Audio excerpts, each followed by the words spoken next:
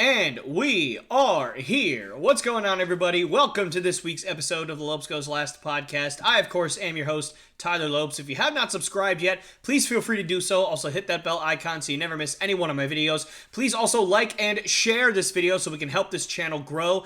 And please follow me on Facebook and Twitter. That'll be at Lopes Goes Last podcast on Facebook and at Lopes Goes Last on Twitter. I have a lot of stuff to talk about today. Obviously, as you guys can see, I'm rocking my Jason Tatum t-shirt today because the Celtics just keep on winning at a rate that I have not quite seen before. Not necessarily in the actual win department, but in just how they are doing it. It's been so great to watch, and we'll get into that in just a little bit. But I'd like to talk about MLB free agency. There hasn't been a ton of movement yet, but certainly that's going to pick up in a few days with the winter meetings just around the corner here next week. But there were a couple of moves over the last few days that I'd like to get into. The two major moves that happened over the last few days. The first one being Jose Abreu, the 2019 American League MVP, first baseman of the, formerly, I should say, the first baseman of the Chicago White Sox. Spoiler, no longer with the White Sox. He signed a 3-year deal with the World Series champion Houston Astros, worth roughly about $58.5 million. So certainly a good payday for him. I actually did see in my research for this that his last contract with the White Sox was 3 years, $50 million. So obviously a little bit of a pay raise for Mr. Abreu there, and certainly well-deserved. I think a lot of White Sox last year had years that they probably would wish they could have back. Certainly underperformed quite a bit over last season, but certainly when you win an MVP during your contract, you're probably going to be in line for a bit of a pay raise. And the reason I think mainly why Jose Abreu didn't get even more of a pay raise than what he got is twofold. One, because obviously he had a little bit of a down year last year, and two, because of his age. I believe Jose Abreu is getting up there. He's probably 35, 36 years old at this point. And actually, I am going to check that real quick. And yep, 35 years of age, certainly definitely going to be getting up there in age, if not now, then soon, to the point of regression. Jose Abreu has really done a great job of kind of staving that off over the years. Certainly, you kind of see in baseball once you kind of hit 30 years old, and actually kind of, quite frankly, in sports in general, most of the time when you hit 30, that's kind of when it starts to go downhill for you. But baseball, you can kind of wait a little bit longer depending on the position, and Jose Abreu is one of those guys. He hasn't really hit that plateau yet, although he did have a down year last year, so we'll see if that starts to hit now.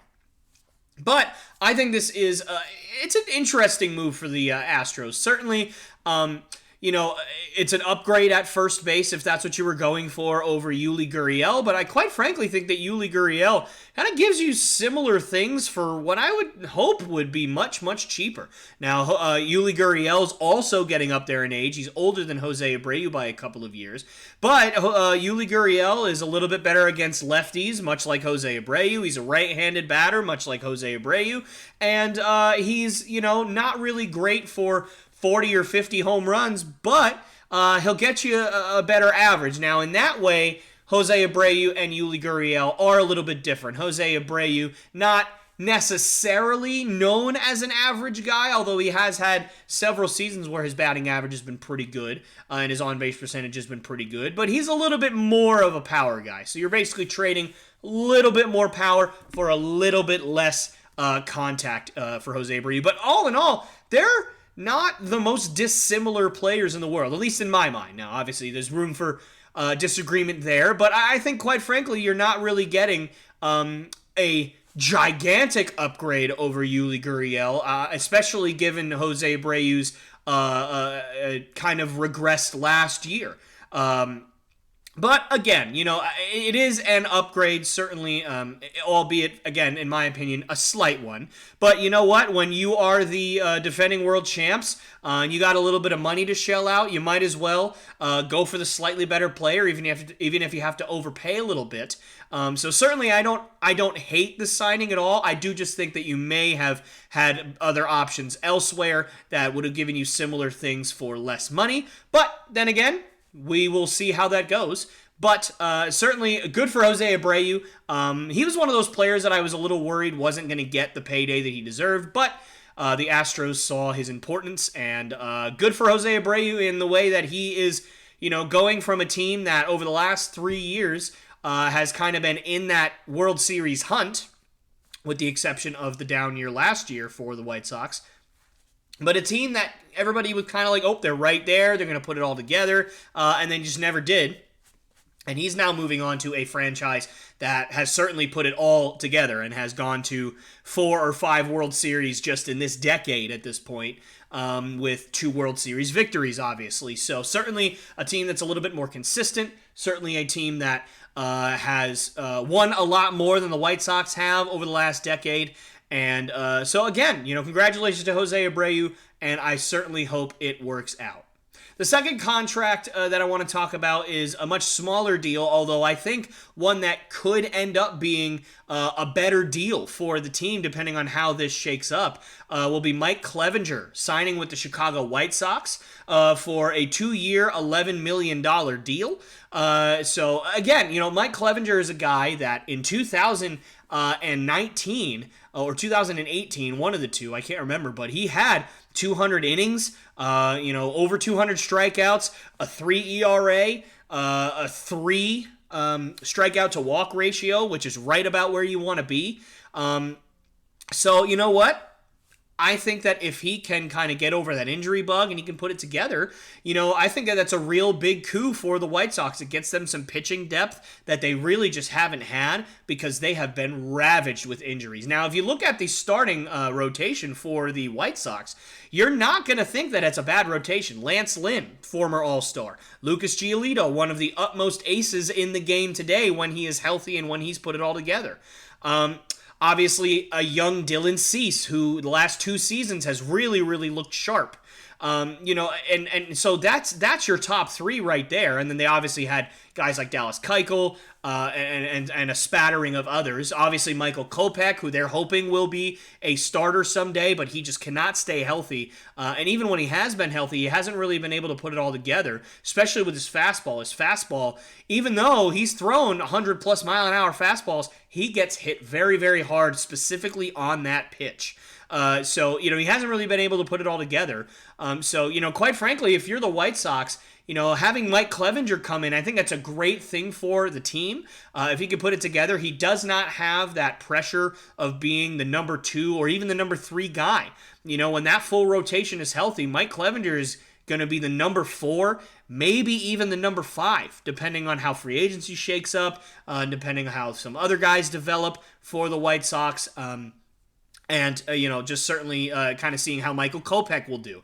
So I think that it's a great signing for the White Sox. I think it's a great signing for Mike Clevinger. I think that he's going to a team that, on paper should be pretty good next year. But we obviously said that last year and the White Sox stunk up the joint. But on paper should be pretty good. So he'll, have that kind of, reason to go where you're going to be winning a lot, hopefully. You're going to have a good team.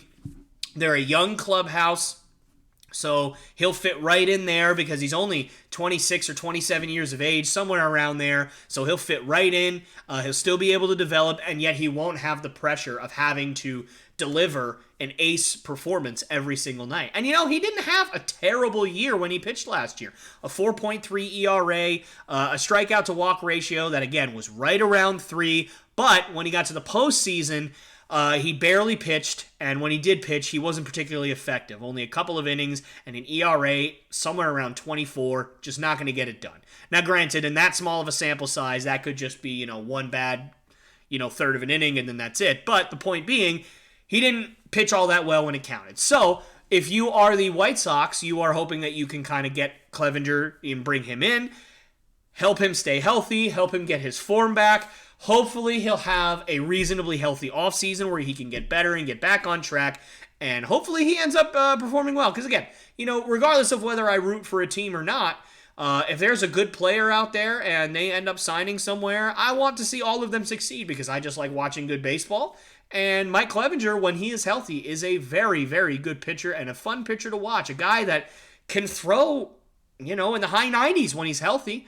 So, we'll definitely see where it goes from here. But, again, congratulations to Mike Clevenger, and hopefully congratulations to the White Sox as well. All right, the next thing I wanted to kind of talk about here is something that is a little bit less fun. And by a little bit, I mean it's a lot less fun. If you guys had seen all the uploads that I've had over the last few days, one of the uploads that I had was a quick short from a video that I did way long time ago, probably about 8 to 10 months ago, regarding Kyrie Irving and his controversial, how do I put this? His controversial way of doing things. Let's say that. And, just my opinions on it and how I thought that people should react and how I felt just personally during that whole thing. And one of the things that I said was that it always seems to be something with Kyrie Irving. Now, to be fair, he had a pretty reasonably quiet offseason, so that's nice. And by pretty reasonably, I do mean that they did try to get their coach fired again and their general manager fired again. So, I mean, that's a quiet offseason, believe it or not, for Kyrie Irving. But nonetheless, there is something else that happened with Kyrie Irving over the last couple of weeks that I did not get a chance to touch on, and I wanted to briefly discuss it here. And again, I do say briefly because it's something that I don't particularly love, but it's something that, even though this is a small channel and there's not a lot of people that probably are going to watch this for that reason, it's something that I felt needed to be addressed. So I'm not going to say the things word for word that Kyrie Irving said, because quite frankly, I just don't think that it's appropriate. If anybody wants to look up these things that he did say, you can find it online. It's a little bit more difficult now, obviously, because he's deleted his tweets and because all that stuff. But at the same time, I'm just still not going to indulge that by saying the words. So I will just kind of give a summation as to what happened. So a little while ago, Kyrie Irving tweeted about a movie that had been made that kind of talks poorly about the Jewish people and the Jewish culture. And when I say poorly, I mean really poorly. Very stereotypical, and just some stuff that really should never be said. Not just about the Jewish culture or Jewish people, but really anybody. Because, we should all, quite frankly, just love and respect one another, regardless of our backgrounds, regardless of our cultures, regardless of our religions, regardless of the color of our skin, regardless of our gender, sexuality, whatever it is. God calls us to love one another regardless of any of that. So I think that the comments that Kyrie Irving made regarding the Jewish community and the Jewish people were highly inappropriate. And I think what was more inappropriate during that whole thing was that Kyrie Irving, until it was way too late for it to really mean anything, refused to apologize. And I don't know if he quite literally said, "I refuse to apologize," but in the interviews that I did see, I mean, he seemed very agitated with the repetitive questions of, are you an anti-Semite? Do you feel like you're a little bit racist? Do you feel like your comments were racist? Do you feel like your comments were anti-Semitic? Whatever the case is, he seemed very annoyed.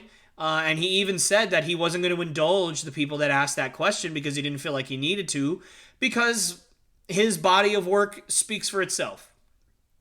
And he, also said things like, how can I be a racist when, I come from where I come from and I do the things that I do, which, again, I think it's a very weak argument. You can be racist regardless of the color of your skin, whether you're white, whether you're black, whether you're Asian, whether you're anything else.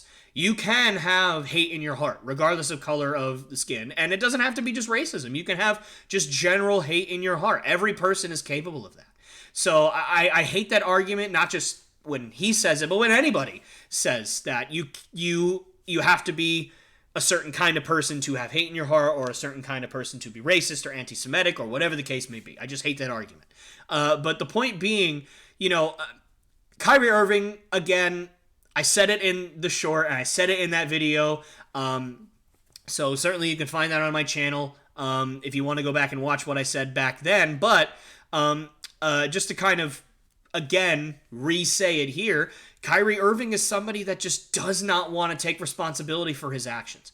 He just doesn't. I mean, the Brooklyn Nets are still in the midst of turmoil. Their coach didn't last more than 5 games this year. And quite frankly, I didn't find Steve Nash to be the best coach in the NBA, but I don't think he deserved to be fired just because on a whim. You're still integrating Ben Simmons into your team. You got Joe Harris back, and Joe Harris isn't having that great of a year.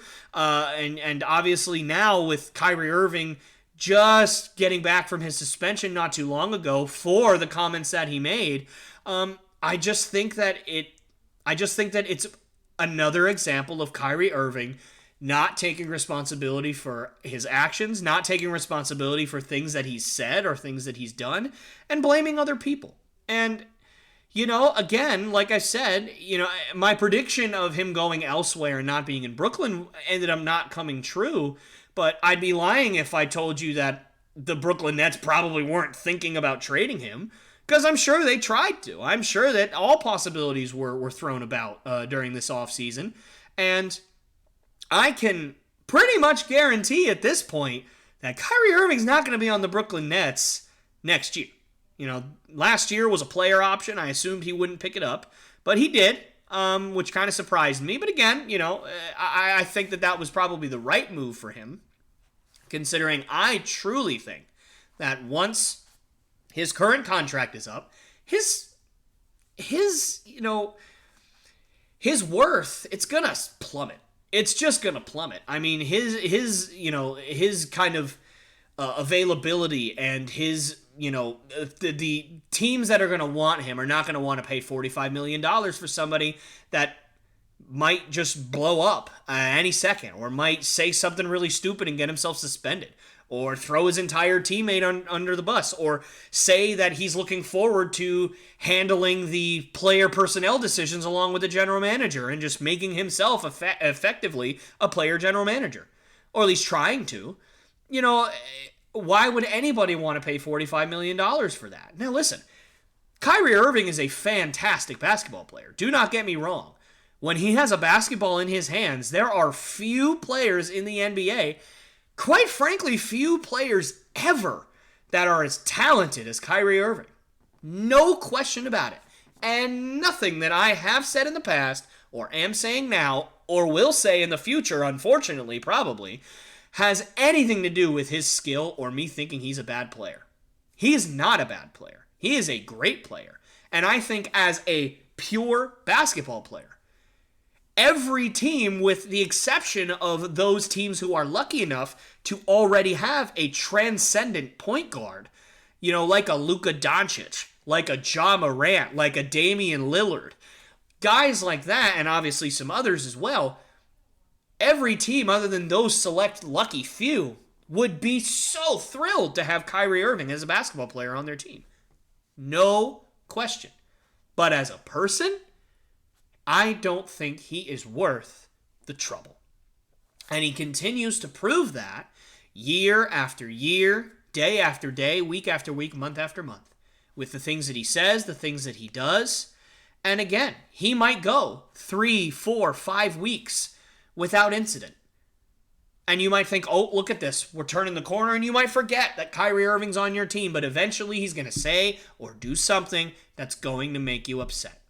It would not surprise me that if the Brooklyn Nets continue to struggle, Kyrie Irving demands to be out of Brooklyn. I wouldn't be surprised.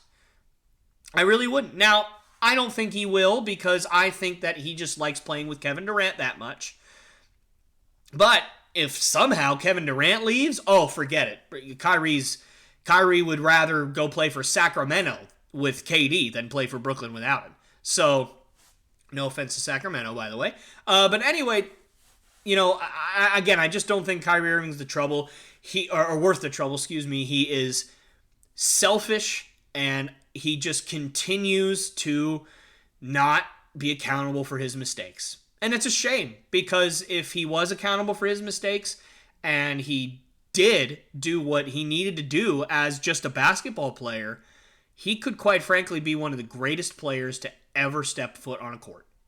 But at least to me, at least to one fan who, again, reasonably does not have that big of an audience yet to really matter in this space, but at least to one person, he'll never reach that level to me. Because as a person, he doesn't deserve it. That's a shame, because he's great as a player. But as a person, he just does not get that he is his own worst enemy. So let's talk Celtics, yeah? Everybody all right with that? It's a rhetorical question because I'm going to do it anyway. I am so excited with how the Celtics have been playing. And right now, as I'm recording this, the Celtics Heat game, or at least the first of the two Celtics Heat games coming up this week, is going to be happening right now. So we'll see how those go. The Heat are obviously tough, but the Heat are dealing with a ton of injuries. Looks like a few of their players are going to be coming back tonight, but Jimmy Butler, guys like that are not going to be there. So the Heat are really dealing with a lot of injuries right now. So we'll kind of see how it goes for Boston today or tonight, and obviously with the upcoming games. But right now, let's talk about where the Celtics are. They are ridiculous. That's where they are. The Boston Celtics, as of right now, the time of recording, obviously things can change with one bad game, but right now the Boston Celtics have the highest offensive efficiency in NBA history with well over 120, and it's just incredible to fathom that. Last year, the Boston Celtics, the offense couldn't keep up with the Golden State Warriors. Granted, few offenses reasonably can, but they couldn't keep up. And now, nobody can keep up with the Boston Celtics on the offensive end of the floor, which, again, just thinking where we were 6 months ago, crazy. But not only do they have the highest offensive efficiency in the history of basketball right now, they have the highest offensive efficiency by leaps and bounds in the league right now. The difference between the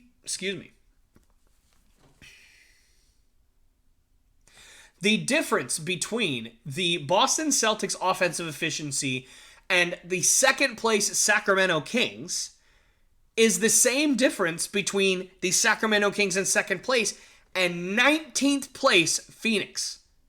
So, you're lapping the field if you are the Boston Celtics on the offensive side of the floor.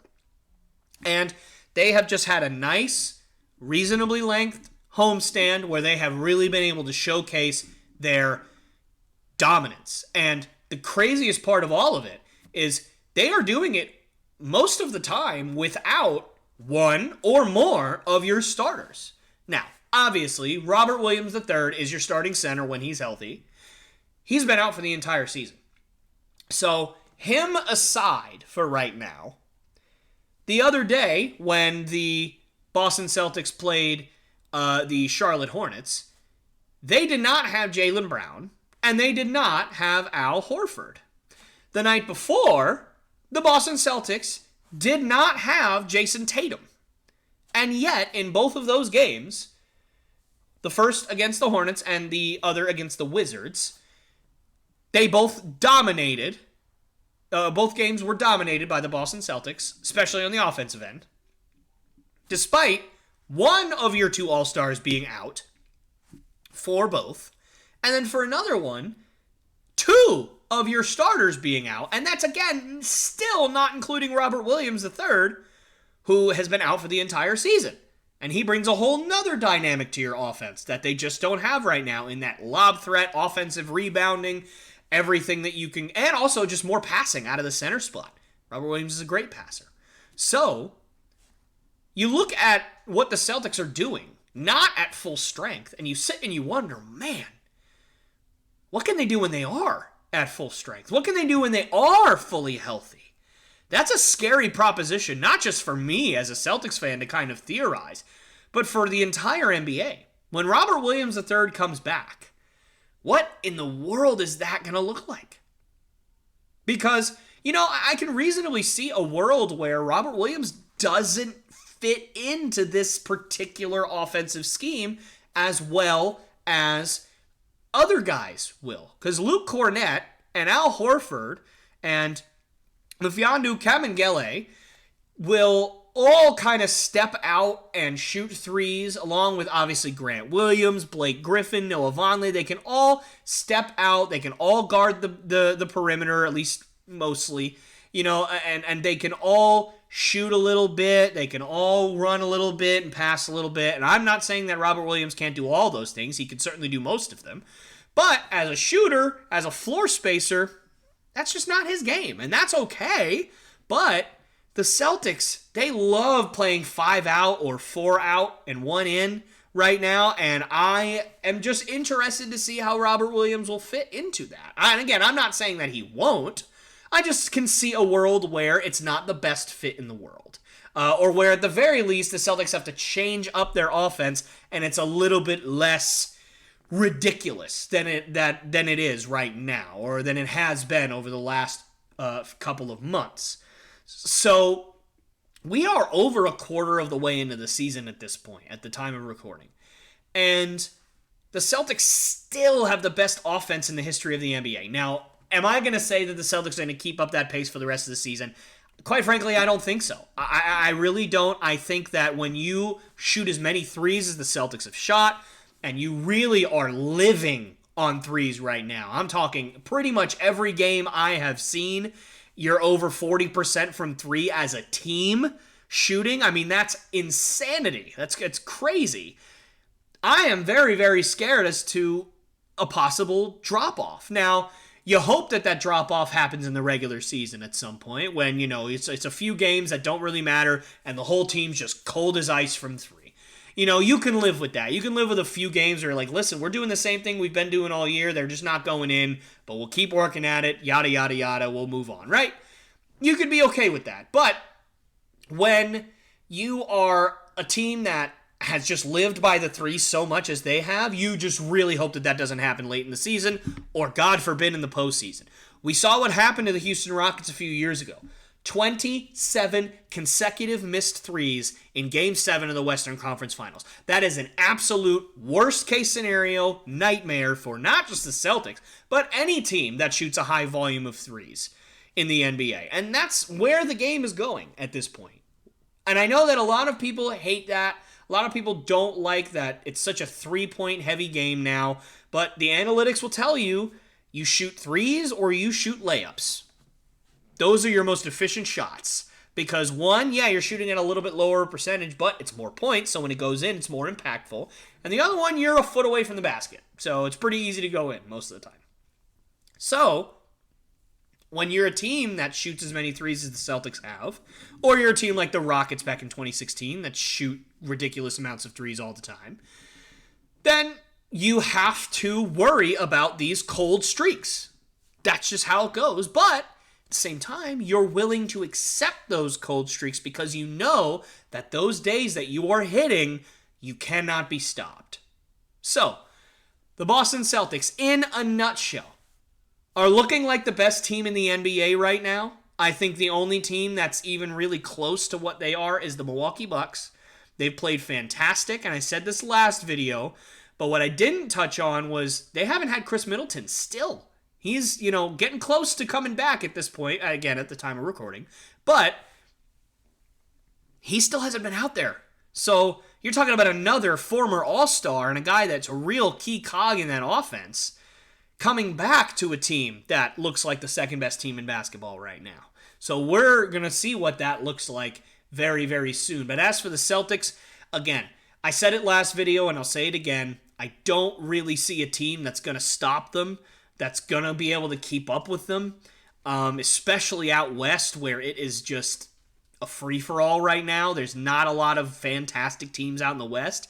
There's a few pretty good teams, but there's not really, a dominant team out in the West like there is right now out east with Boston and Milwaukee. So we'll see how it shapes up. But as a Celtics fan, I'm excited. I'm fired up. And I just cannot wait to see where this season goes because I think, again, at least right now, Celtics have a real chance. They really, really do. And, maybe at the trade deadline, if you think you can part with a guy like a Peyton Pritchard, which I'd be sad to see him go, But if you could get a guy like a Jakob Poeltl from the San Antonio Spurs and get insurance for, God forbid if something happened to Al Horford at 36 years of age, or if Robert Williams' recovery doesn't go as you plan and he keeps getting injured and injured and injured and his knees just keep bothering him, you can get that insurance down the road. And again, Peyton Pritchard is, he doesn't play a billion minutes a night, but the minutes he plays are very, very, very important. He's a guy that goes out there and is a spark on offense to get the team going when they're in a cold spell. And he's a dogged defender. He might be a little bit undersized, but he knows body positioning, he knows what he's doing, he's tenacious, and he's not afraid of contact. So he's an important player. But again, I would rather have insurance across the board than way too much depth at one position. And I think with Marcus Smart, Derek White, Malcolm Brogdon, I think you're quite frankly set at guard. Jaylen Brown, obviously, although he's more of a guard forward kind of player. But point being, if you can get a Jakob Poeltl, and obviously Al Horford's contract's going to expire at the end of the season, as is Jakob Poeltl's, but if Jakob Poeltl will be willing to take $15 million and Al Horford will be willing to take 10, you could really, do some damage for the Celtics, because you'll have your core of Malcolm Brogdon, Marcus Smart, Jason Tatum, Jaylen Brown, Derek White, Al Horford, Jakob Poeltl, Robert Williams. There's your 8. And that's not even including Grant Williams, who they could re-sign, quite frankly, at the end of the season, hopefully. That's a core of at least 8 players that are really, really solid and are all fantastic. So, we'll see if that happens. Would it be the best thing in the world? No. But I think that it's something that the Celtics should explore as the trade deadline kind of looms over the next month or so. But nonetheless, again, I'm super excited as a Celtics fan to see where this goes. And I just cannot wait to continue to give you guys updates on this. What are your guys' thoughts on that? Leave your comments down below. And I look forward to having a conversation with you about it. All right, and I gotta be honest with you guys. There's been something that's been on my mind over the last couple of weeks. And honestly, it's been on my mind for more than a couple of weeks, but it's really kind of re-emerged in my head over the last couple of weeks. And I don't know why it's specifically now, but it is. And I have to address it or else I'm going to explode. So I'm going to say it here. Why is nobody talking about how badly the Dodgers have screwed up their team? Now, I don't mean necessarily on paper. Because on paper, they're ridiculous. Every year. Pretty much every year, we as baseball community go, okay, yep, here we go. Dodgers are winning the World Series. But incredibly, every year, with the exception of the COVID year, which, you know what, before I continue, let's address that. I hate the argument that a COVID year championship doesn't count.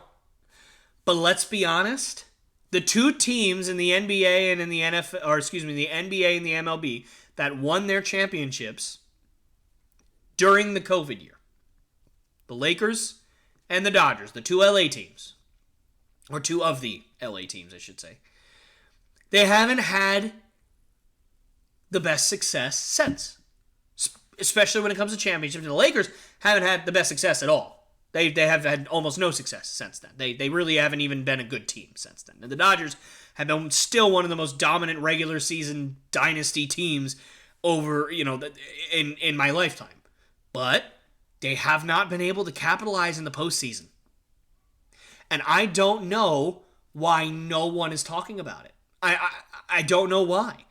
You have a team that has sunk hundreds and hundreds and hundreds of millions of dollars, honestly, probably at this point, billions of dollars into getting these big name players over the last 7 to 8 years.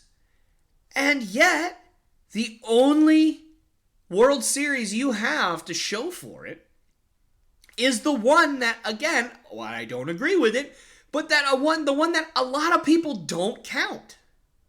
I don't understand why no one is talking about the Dodgers underperforming every single year in the postseason. Now, why are they underperforming in the postseason? I think that is the question on my mind, most kind of forefront. But another question would be, what can they do to fix it? And unfortunately for this journalist, I have no idea. I don't know. Whether it's just pure bad luck, whether it's underperformance, whether it's not gelling, whether it's, whatever. It just seems like no matter how much talent the Dodgers bring into the postseason, they always run into a buzzsaw. Every single year. It's the Braves, it's the Mets, it's the, Padres. It's always somebody that ends up getting to them. Or, they lose to the Astros in the World Series. It's just... They can never seem, again, other than the COVID year, to really bring it home. And what's crazy is, I look at last year. Now, obviously, the Houston Astros were dominant all year, just like the Dodgers were. Okay? Maybe even more so than the Dodgers were. But you look at the Dodgers. You look at that lineup. Will Smith, one of the best young catchers in baseball. And again, I'm not going in any particular order. Will Smith, one of the best pure young catchers in all of baseball. Max Muncy, who's been an all-star 2 or 3 times over and has had incredible hitting seasons. Cody Bellinger, former MVP. Mookie Betts, another former MVP, right? Gavin Lux, who's a young, up-and-coming, really, really solid second baseman and shortstop. You've got Trey Turner, and before that you had Corey Seager, right? Justin Turner, who's been one of the most consistent role model players that you can have as an organization, and has been a pretty damn good player as well. And, you have all of these guys, right? You have all of this talent on your squad. And again, I'm sure I'm missing some guys as well, but the point is you have all this talent. You have all this help. You have all this opportunity. And yet, every year in the postseason, that lineup struggles. They struggle. They struggle real bad. And that's not even including the pitching rotation. Here's a list. Here's a list of some of the names that the Dodgers have had, and still have, over the last decade. Okay? Obviously, you got your Clayton Kershaw, you got your Walker Buehler, right? Those are your 2 real main aces. Okay? Tony Gonsolin had ace stuff this year. He pitched very, very well this year and last year, so he looks like a young up-and-coming arm. Max Scherzer, he wasn't there last year, but Max Scherzer was on your squad at one point, right? Zach Greinke was on your squad at one point, in Zach Greinke's prime, right? Yu Darvish was on your team in Yu Darvish's prime, okay? And there's just so many others that I could name. I could go on all day. And then your bullpen, you've got one of the most consistent and best closers in the game over the last decade in Kenley Jansen, with the exception of last year when he went to the Braves. And, the back of your bullpen, while it hasn't been fantastic, it's been good enough by plenty. You've got this team where, every single year, you've got at least 4, 5, 6, maybe even more guys that you're going to throw out there, and they're probably just going to play so well you're going to make an all-star team. Every single year. Every year, the Dodgers make some kind of trade where we're like, oh my gosh, not again. Or they make some big signing, and you're like, how in the world do they have this much money? And yet, every year, they underperform. I don't know why. I don't know what the reason is. All I can tell you is there's something weird going on in LA. Cody Bellinger has had one of the weirdest career trajectories of any player I've ever seen. He went from an MVP candidate to a scrub, to an MVP, to a scrub, to a good player, to a scrub. Are you a almost MVP? Are you an MVP? Are you a good player? Or are you a scrub? I don't know.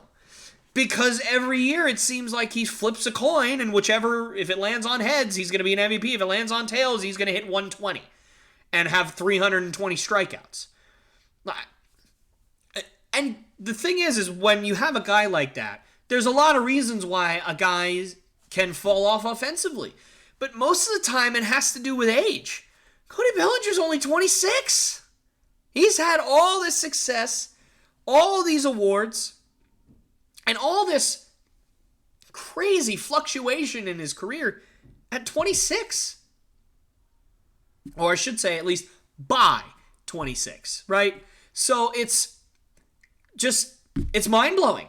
It's really, really mind-blowing. I don't really know what's going on there. And then you got Max Muncy last year, which, again, he had a good second half of the year compared to his first half, but it was like he forgot how to hit.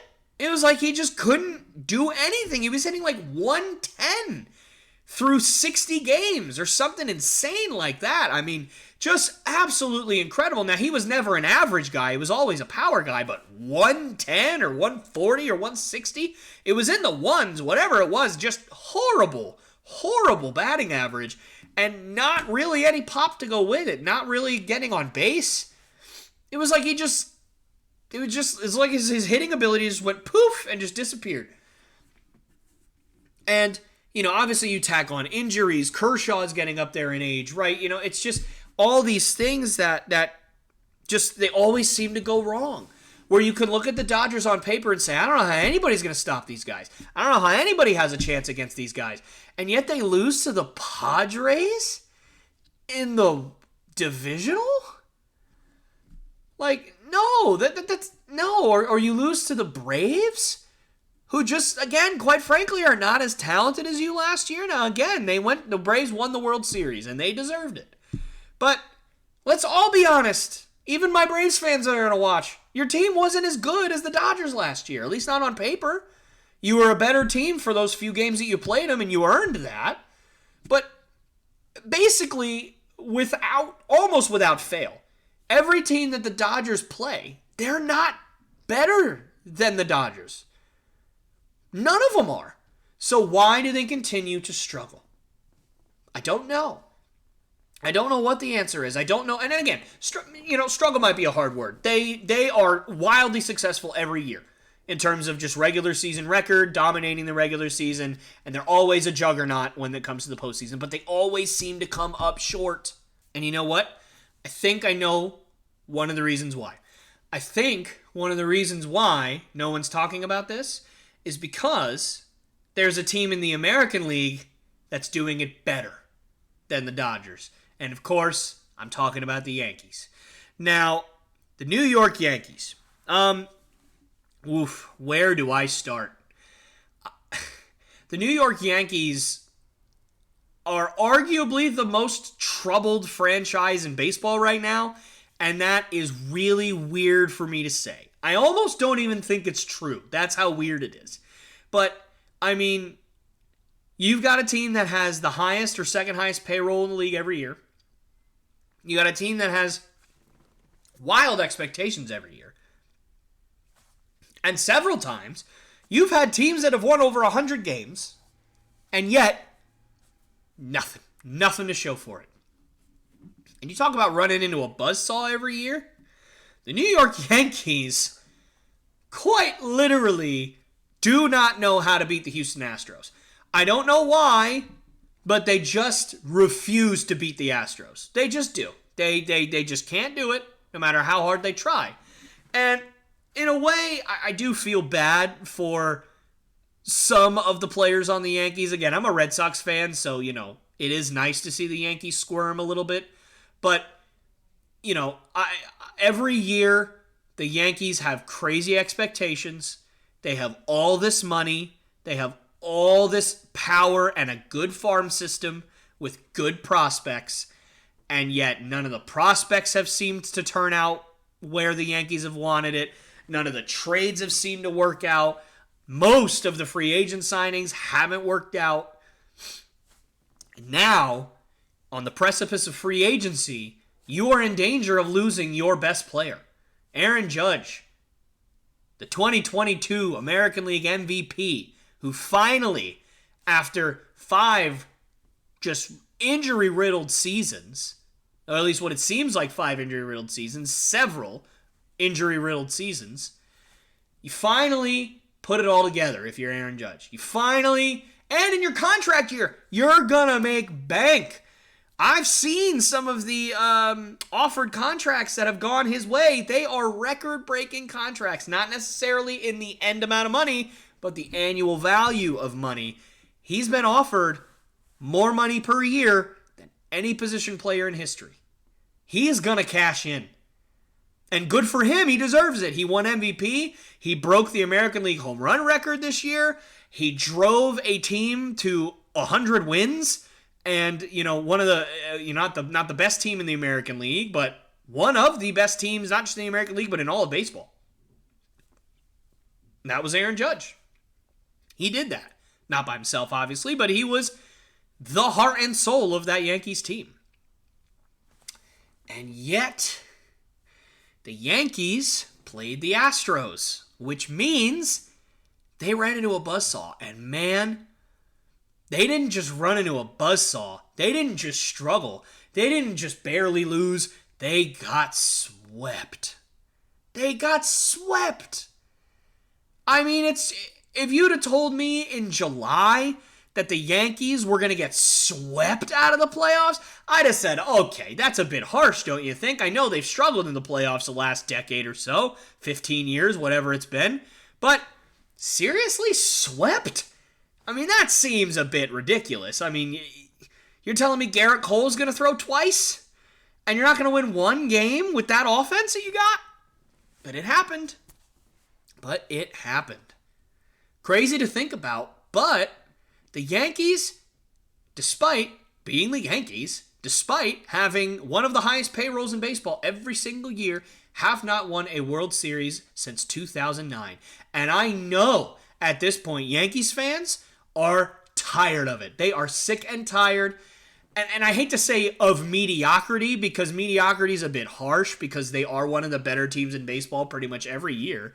But they are stuck in this never-ending purgatory of being good enough to make the playoffs, good enough to be one of the best teams in baseball, but they haven't been good enough to win it all. And if you're the Yankees, every single year is boom or bust. It's championship or bust. And every year since 2009, it has been bust after bust after bust after bust. And I know that Yankees fans are getting restless. They're getting tired of it. They've been calling for Aaron Boone's head for the last 3 years. And quite frankly, I don't know how much longer that guy can last under the guillotine. Because the Yankees fans are going to keep coming. They're going to keep demanding for change. And the more they don't change, and then when they don't change, the results on the field don't change, something is going to happen. Now, I'm not saying that there's going to be crazy fights or anything like that. Don't mix up my words. But what I'm saying is Yankees fans are going to start calling for people's heads. The general manager, the president, the owner. They're going to go nuts. And you know what? They deserve to at a certain point. If you, as a fan base, are not listened to by your ownership for your teams, and you're not listened to by the people who are putting the team out there to entertain you, then you feel like you're not appreciated. You feel like you don't matter. You feel like there's nothing that you can do or you could say that will make things better. And ultimately, that's what sports is about. It's about entertainment. It's about making people feel something. It's about making people feel involved and feel good. That's why we buy these. That's why we buy shirts and jerseys and hats and pants and wristbands and necklaces and magnets and all the stuff, license plates, credit cards, like you name it. That's why we buy that stuff, because we want to feel like we are a part of something. And if there's no change, if there's no difference every year between what you put out on the field or what goes on behind the scenes or both, and yet the results are still the same, every single person that watches is going to say you're insane. You're doing the same thing over and over again and expecting things to be different. And unfortunately, even though that's not technically the definition of insanity, that's what the mainstream definition of insanity is. The definition of insanity is doing the same thing over and over again and expecting a different result, right? We've all heard that a million times. But unfortunately, it's kind of true. If the Yankees don't change something, they are going to continue to struggle. You cannot keep banging your head against a wall over and over again and expecting the wall to eventually stop hitting you. It's not. The wall is not going to move. It's a wall. It's there to not be moved. So you better get a wrecking ball in there and break down that wall, and you better do something quick. Or else the Yankees are just going to be, and continue to be, one of the biggest disappointments in all of baseball.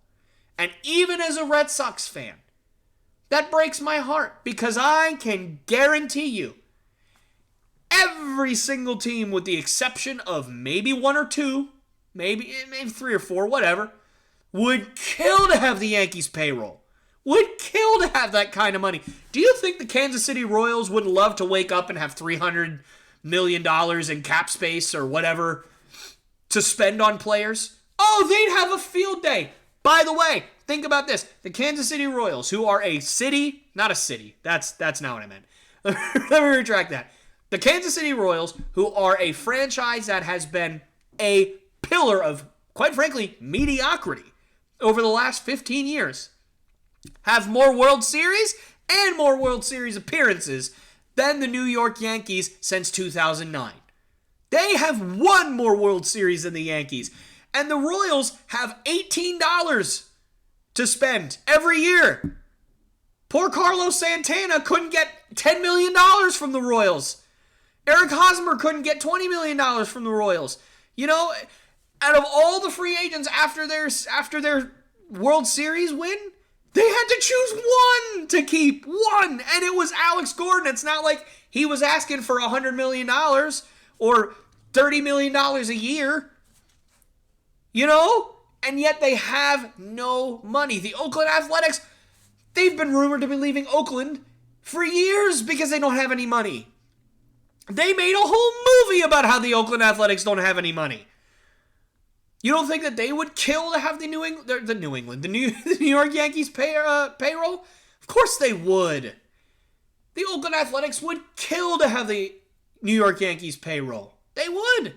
So would the Pittsburgh Pirates. So would the Tampa Bay Rays. The Tampa Bay Rays would never, ever not win the World Series if they had the Yankees payroll. I can promise you that.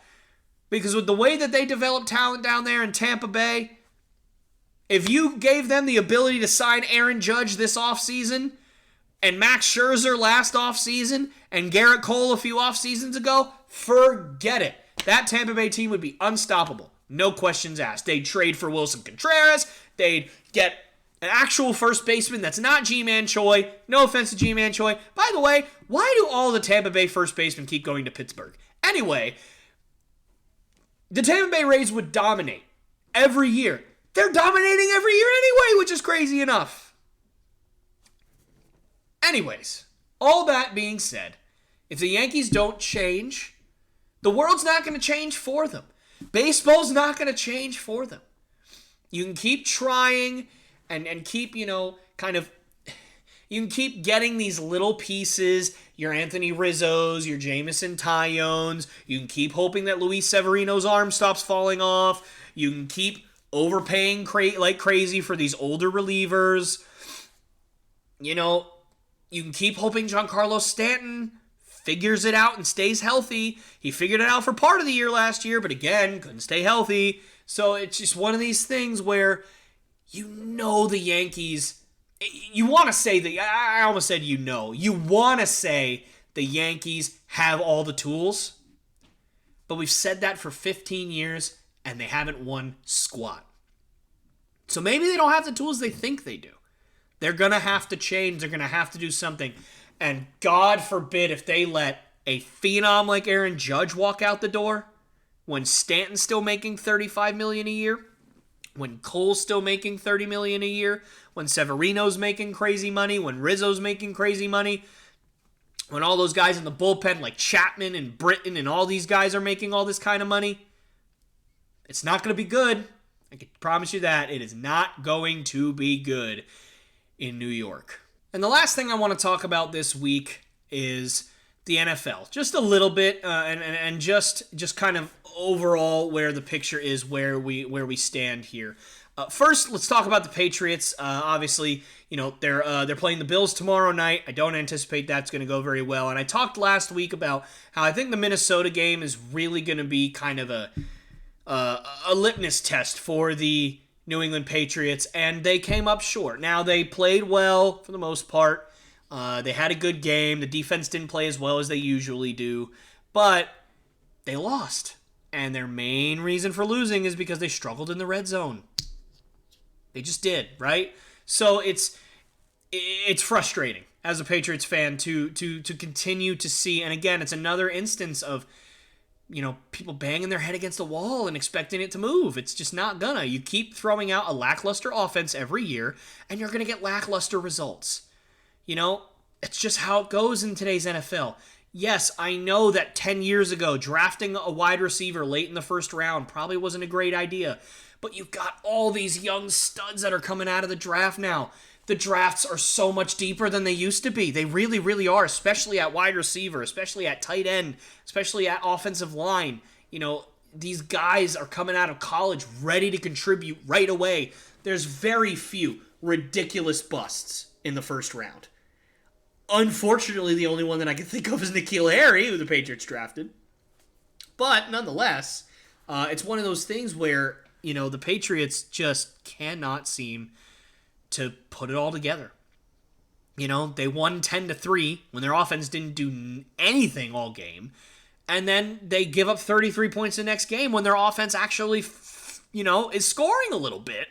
So, if they put it all together, they could be pretty good. But at the same time, they're about where I thought they'd be. I figured they'd hover around 500 this year, and that's exactly where they're at. Right now they're 6-5, and we'll see what happens tomorrow. But other than the Patriots, who again, they're about where I thought they'd be. Not necessarily in the standings in the AFC East. I didn't think they'd be in last place, even though they're above 500, which is crazy to think. But, they're about record-wise where I thought that they would be. And right now, they're really one of the only teams that are right about where I thought that they would be, because the NFL this year, to me, does not make a lick of sense. Let's start with the Jets. I talked about Zach Wilson and the Jets a lot last week, so I'm not going to be super in-depth as to what's going on over there, other than Mike White is the man, and I do not see how he's not going to be starting for the rest of the year. But the Jets right now are 7-4, and they have already won about as many games as I figured they would win all season. I figured they'd be 6-11, 7-10 by the end of the season. I figured they'd take some kind of step forward, but they wouldn't put it all together. Especially with not really great quarterback play all year, they have shown out. And I do not understand how they are as good as they are. Because on defense, it's not like they suddenly have 18 Pro Bowlers on their team. They don't. It's not like their offensive struggles have suddenly just magically disappeared. They haven't. But that defense, even though on paper they're not the best unit, they have balled out all season. And you know what? Good for them. That's awesome. I don't see how that's happening. I mean, I know you drafted Sauce Gardner, who's been one of the best divas in football. That's something I can point out. But I don't really know of any other individual that, people will say, oh, that guy being on defense and the way he's played this year has really, really made a huge difference. I don't see that. And I know that when you are the worst defensive team in football, one good DB is not going to turn it around for you. Ask the Falcons. All right? The poor Falcons, and I'll get into them in a minute, more in depth anyway. The poor Falcons, they don't really have any talent in their back, or in their not in the backfield, but in their secondary, other than AJ Terrell. And guess what? They're a below average defense, even though AJ Terrell, one of the best young corners in the game. He's fantastic. He hasn't played as well this year as he did last year or the year before, but hey, you know what? He's still fantastic. It's not like he's a below average DB or anything. So, I don't know what's going on with the Jets, but hey, you know what? Good for the Jets. Even though I can't stand the Jets, I'm happy for them. It is really sad to see a team struggle for so long, so it's nice to see them winning for a change. Another team that I want to talk about is the Miami Dolphins. Now, I think we all kind of figured the Miami Dolphins would be pretty good. What I didn't anticipate is Tua Tagovailoa just suddenly being one of the best quarterbacks in football. Never even remotely saw that coming. Now, where I'm looking online and I'm seeing these creators and I'm seeing these journalists and they're doing these votes on, who would you take? Would you take Tua or would you take Joe Burrow? Would you take Tua or would you take Lamar Jackson? Would you take Tua or would you take this? And Tua wins most of the time. Like, if you were drafting young quarterbacks in football, I think that a lot... Now, me, I wouldn't do this, but a lot of people would say, Lamar, Joe Burrow at 1, and then Lamar, Joe Burrow at 2, and then Tua at 3. And some people would put Tua ahead of Joe Burrow at this point, which to me, I can't even wrap my brain. Can't even wrap my brain around it. I really can't. Like, the fact that we have gone from Tua needs to be a backup quarterback last year to Tua is in the race for NFL MVP? I mean, incredible. Incredible. Now listen, the addition of Tyreek Hill has a lot to do with that. He has really, really been a dominant force. And if you've been on this channel for a while, you know that a long time ago, last year when Tyreek Hill was traded to the Dolphins, I made a video about it saying that he would not be worth the money. And I want to kind of clarify my position on that before I get people throwing it in my face, saying, ha, you were wrong, he's great. Tyreek Hill is great, but he's 29. Okay? I think that if you're going to sign a guy to 4 or 5 years, when his main ability is pure, unadulterated, ridiculous speed, they call him the cheetah for a reason. Okay? If you're going to sign somebody for speed, you're really, really banking on his legs staying healthy. For Tyreek Hill, all it could take is one bad injury, and then he's in his 30s, and he could go downhill. Now, you know what? I hope I'm wrong. I really do. I hope he's one of the few guys in history, because he would be one of the few guys in history that will stay that blazingly fast, that healthy, and that consistent well into his 30s. I hope he does, because he is an exciting, fantastic player to watch, and he is always one play, one catch away from taking it to the house. On any given play, he can make 5 guys miss in your secondary and run right past 3 more. It does not matter. He is that fast. So I hope he stays healthy, and I hope that he ends up being worth the contract. But for me, I did think that this year and next year, he would be great. And you know what? If the Dolphins win a Super Bowl in these 2 years, then it was all worth it. But if they don't, and then he starts going downhill, then we would have to start looking and seeing if that contract was worth it. Does that all make sense to everybody? I hope it does. I can't hear you because this is a video. But the point is, that's my clarification. That's my position. I didn't think that he was going to be terrible this year. By no stretch did I think he was going to be terrible this year. I did think that Tua would struggle to get him the ball deep, but Tua has shown some improvement in that area, and he's been healthy for most of the year other than the concussion stuff, which I haven't really gone into on this channel, and I just think that we should all try and keep everybody safe and don't be stupid when it comes to players' brains, right? I figured we'd all be smarter than that at this point. But anyway, Tua is playing like an MVP right now. And you know who else is playing like an MVP? Another guy that I said last year were 2 mediocre quarterbacks that I would bench in a heartbeat in Jalen Hurts. The Philadelphia Eagles, bar none, are the best team in football right now as far as I'm concerned. And Jalen Hurts is another guy that's playing like an MVP. I don't know anymore. I really don't know. And we're just getting started. There's so many other things in the NFL that I have no idea what in the world's going on, okay? Number 1. What in the world is happening in Denver? Can anybody answer that question? Now, most people will say Russell Wilson is playing very poorly. And you know what? You're right. He is. He's not playing great. And, there's reports coming out that he's losing the locker room and that players are making fun of him and, chastising him and stuff for the way he leads. And, but as sad as it is to see Russell Wilson play this poorly, it's not like they had great quarterbacks the last few years either. So what is happening to where an offense that, again, granted, minus Noah Fant, right? How are you performing this poorly? You still have Jerry Jeudy. You still have Cortland Sutton. You still have KJ Hamler. Like, how are you this bad? I don't know. I genuinely, I have no clue. I have no idea how the Denver Broncos, with all the talent that they have on both sides of the ball, have just really played poorly. And this poorly. And you know what? I feel bad for their defense, man.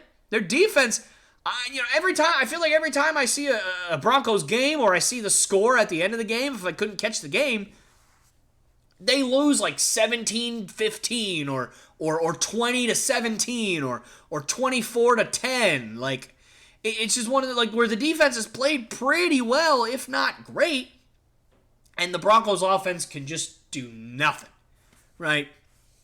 It's crazy. The Chargers, another team that I thought would make the playoffs. Now, they're a little bit easier to explain than the Broncos, right? I mean, they've had some injuries, and they're still reasonably good. They're still in the playoff hunt. I think they might actually, as of the time of this recording, still be in, like, the last spot to barely make it in the postseason. But, I thought that they would take a huge leap forward, and they're about where they were at last year. They're hovering around 500. Justin Herbert really didn't improve in the offseason. His weapons have been just as mediocre as they were before, and the defense is, again, the same as it was. It's still hemorrhaging, it's still hemorrhaging yards on the ground. They're still getting beat over the top sometimes. Derwin James is still one of the best safeties in football, but he can't do it all, at least not all by himself. So I don't understand what's happening in San Diego. What? That tells you my age, right? I'm still not getting used to this in LA. I might have even said it earlier. If I did, I apologize. But I have no idea what's going on with the Chargers. And another one that I was looking at the other day, the Atlanta Falcons. Anybody who knows me knows that I truly believed, not necessarily that they wouldn't win a game, but that they were capable of not winning any games. I really did. Because they not only didn't get better in the offseason, they got worse. They lost Foyesade Oluokun to the Jaguars, who was their best tackler. Deion Jones is another year older. AJ Terrell is another year older. Grady Jarrett is another year older. And you lost Matt Ryan. You traded your franchise quarterback to the Colts because he was way too expensive and he was getting up there in age. And you didn't replace him with a quarterback in the draft. You drafted Desmond Ridder in the third or fourth or whatever round it was. He's clearly not ready to be a starter. So you went out and got Marcus Mariota, who's been a backup for 3 years. Now, I like Marcus Mariota. I think he's a solid quarterback. And you know what? He's having a pretty solid year, and I'm really happy for him. I think he has proven that he can be a solid starting quarterback and a good game manager in the NFL. And I'm happy for him. Because I like good football, and when somebody plays good football, I'm happy for them, regardless of who it is. But I really looked at the weapons that they had, and I was like, who the heck is he going to throw to? You got Kyle Pitts, but yeah, he had a good year, but he's still not catching any touchdowns. I think he had one last year, he has 2 this year, and now he just had season-ending surgery, so he's going to end the year with like 350 yards and 2 touchdowns on the season. That's your 4th overall pick. That's your only real true dynamic weapon, other than Cordero Patterson, who, you know what? He's had a million injuries, and he's 32, and he's a running back. So how incredible do you think he's going to be year to year to year? You can't rely on that every year. That can't be your main weapon every year. It's never going to work consistently. You've got to get some juice on offense. And I'm pretty sure, unless I'm out of my mind, and I'm sure you guys will correct me in the comments if I am, pretty sure that even next year, Calvin Ridley's, I think he got traded at this point, right? I'm pretty sure. I think he got traded to Jacksonville, perhaps, if I remember correctly. So you're not even going to be able to look forward to that next year, a number one caliber wide receiver coming back from a suspension. So, and I know it doesn't have anything to do with their record this year, but the point being is they just don't have a lot of talent. They don't really have anything in their secondary. They don't have a ton of good players on defense. They don't have a really good offensive line. They don't have a good quarterback. They have a pretty good running back, but he's getting up there in age, and he's been dealing with injuries this year and in prior years. And yet, they are right there in terms of playoffs and in terms of their division. And in the division that they're in, the fact that the Falcons are even close. How? What happened to the Saints? What happened to Baker Mayfield in the Carolina Panthers? They stink.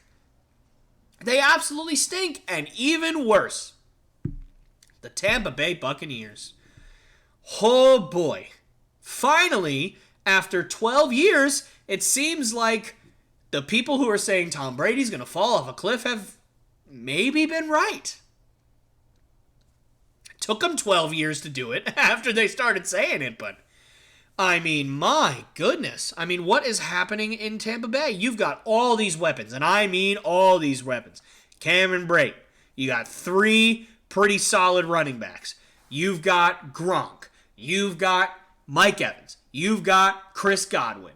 You've got all these weapons, and yet they can't score.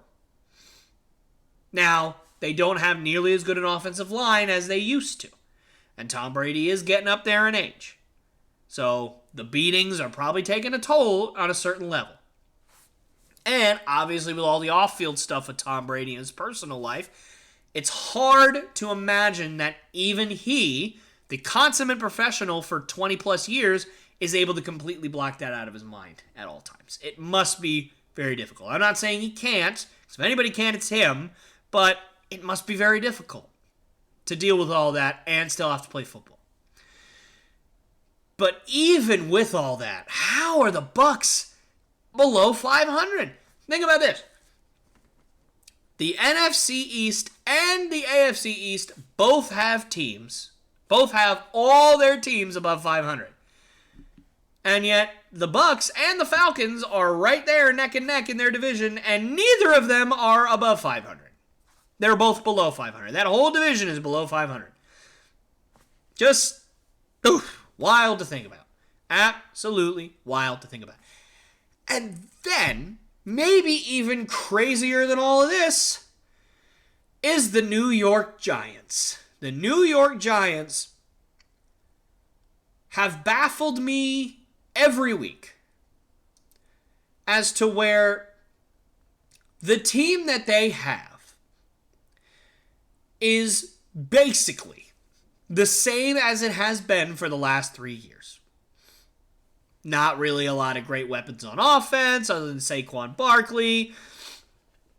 I would have said, maybe Kadarius Toney can develop a little bit if he can stay healthy, but they traded him to Kansas City, so you don't even have that working for you now.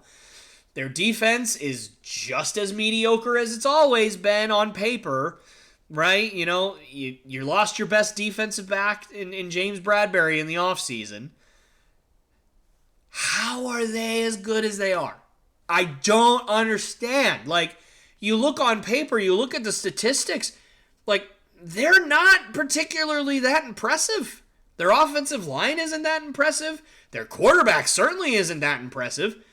Their defense is more impressive, but point being, there are so many things going on in the NFL right now that I just have no clue what's going on. I have no idea how it's happening. I don't understand why certain teams are as good or as bad as they are, but man, it's just been a weird year for the NFL. It's been a weird year in sports, and I love it.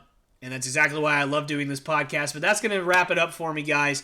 Thank you all so much for watching. The channel has gotten a lot of really, really great attention over the last couple of weeks since I've been back, and I'm so grateful for all you guys. But listen, I am a very small channel. I am, the little channel that could right now. So any time you guys can share, anytime you guys can, get the word out there, I would greatly appreciate it. I love doing this. I work very hard at doing this. And I hope that I can continue to pump out a lot of content for you guys in the future. Make sure you watch out for my clips. Make sure you watch out for my shorts. Make sure you watch out for any announcements that I'm going to be making, whether it's on Twitter, whether it's on Facebook. You guys get it. But thank you guys so much for watching, and I will see you all next time. Hey guys, me again. I just want to say thank you so much for checking out the Lopes Goes Last podcast. It means the world to me that you decided to stick all the way to the end. That's super cool. So thank you again. And if you really, really like what you see, I'd love for you to subscribe, like the video, and share it with all your family and friends because, this is my passion project. This is what I love to do, and I really want the sucker to grow.